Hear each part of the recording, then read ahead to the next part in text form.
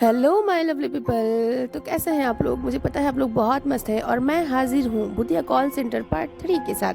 तो चलिए आगे की कहानी एंजॉय करते हैं। अगर आप लोगों को स्टोरी पसंद आ रही हो तो चैनल को लाइक, सब्सक्राइब एंड शेयर करना ना भूलिएगा। जब एक एक करके कॉल सेंटर में इतनी सारी घटनाएं होने लगी तो ये सारी चीजें देखते हुए, इतना सब कुछ होने के बाद, कुछ माता पिता अपने बच्चों को उस कॉल सेंटर में जाने से मना कर देते हैं। कुछ बच्चे डर के मारे अपने आप कॉल सेंटर में जाना बंद कर देते हैं। इस हादसे के बाद कॉल सेंटर में काम का पहाड़ टूट पड़ता है। कम बच्चों के काम पर आने की वजह से आधे से भी ज्यादा काम बाकी रह जाते हैं। यह सब देखकर मनोज कुमार बहुत चिंतित हो गए और इसका उपाय सोचते हैं। काफी सोचने के बाद वो ये निर्णय लेते हैं कि दूसरे राज्य में युवक और युवतियां काम करने के लिए जाएंगे। उन्होंने अपने कुछ संपर्क के जरिए यह संदेश दूसरे राज्य तक पहुंचाया और साथ में यह संदेश भी दिया कि उनको तनख्वाह के अलावा भी एक्स्ट्रा 5,000 रुपए दिए जाएंगे। काफी युवक युवतियां काम की तलाश में थे और ऐसा सुनहरा मौका अपने हाथ से कैसे गवा सकते थे, इसलिए वह अपने राज्य से इस राज्य में आने के लिए तैयार हुए। उनके इंटरव्यू की तारीख तय की गई और उस दिन सब इस राज्य में उपस्थित हुए। सबने अच्छे से इंटरव्यू दिया। सबको अपनी अपनी काबिलियत के मुताबिक अलग अलग प्रोसेस में काम दिया गया। बाहर से आए हुए सारे युवक युवतियां इस कॉल सेंटर के रहस्य से अनजान थे। वे नहीं जानते थे कि इस कॉल सेंटर पर कोई काला साया मंडरा रहा है। एक दिन की बात है, फूड ऑर्डर प्रोसेस में रात की शिफ्ट में 10 युवक कॉल ले रहे थे। उसमें से 8 बाहर से आए हुए थे और 3 इसी राज्य के थे। कॉल्स खत्म होने के बाद जब थोड़ा समय मिला तो उन तीनों में से किसी एक ने उनको कुछ बातें बताई। आप सबको पता है, यह कॉल सेंटर में कई युवक युवतियां जॉब छोड़ चुके हैं, क्योंकि सबका कहना है कि इस कॉल सेंटर पर कोई काला साया मंडरा रहा है। यह कॉल सेंटर का नाम बदलकर भूतिया कॉल सेंटर रख देना चाहिए।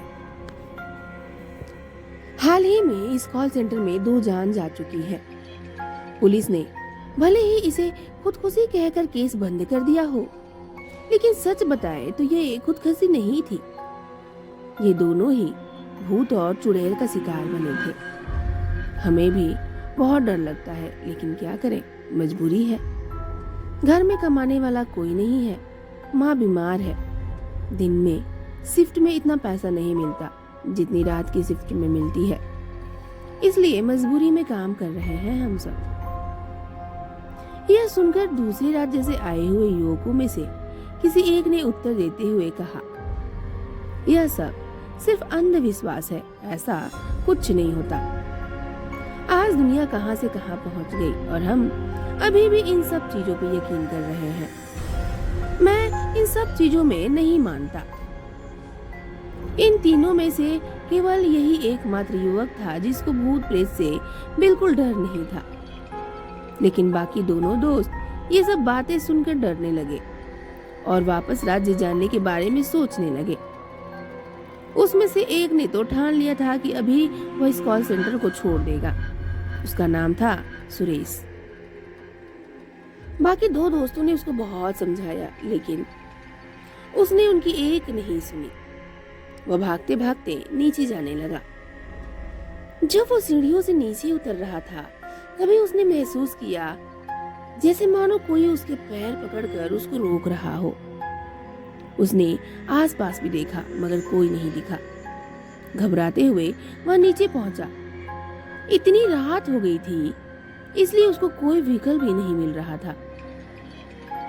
3 मिनट के बाद एक बाइक सवार आते हुए दिखा। बाइक सवार उसको देखकर ही रुक गया और पूछा, आपको कहाँ जाना है भाई? मुझे रेलवे स्टेशन तक जाना है, कृपया आप वहां तक मुझे छोड़ दोगे? सुरेश ने उत्तर देते हुए कहा। बाइक सवार ने सुरेश को लिफ्ट दी और बाइक चलाने लगा। थोड़ी देर बाद सुरेश ने देखा कि बाइक सवार तो अदृश्य हो गया है और बाइक अपने आप चल रही थी।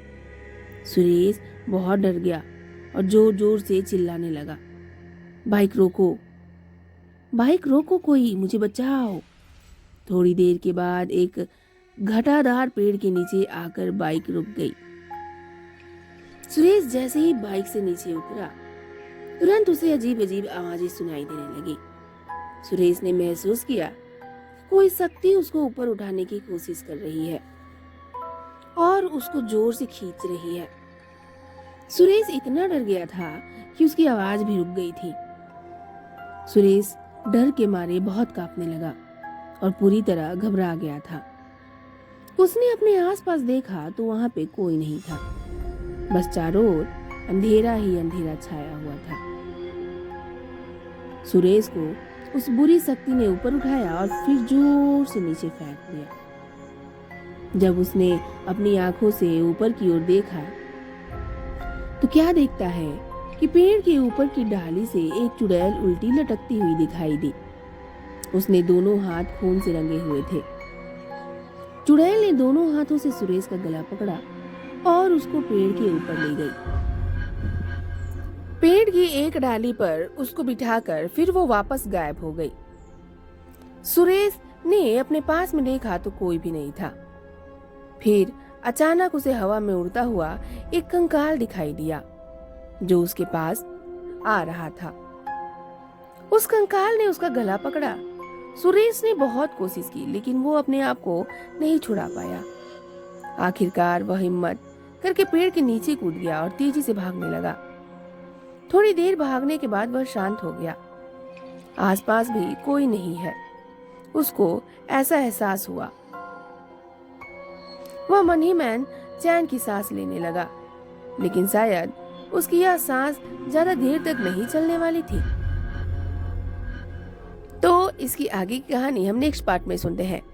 अगर आप लोगों को स्टोरीज पसंद आ रही हो, चैनल को लाइक, सब्सक्राइब एंड शेयर करना ना भूलिएगा। मैं मिलती हूँ इसके पार्ट 4 के साथ में। तब तक के लिए बाय बाय, टेक केयर।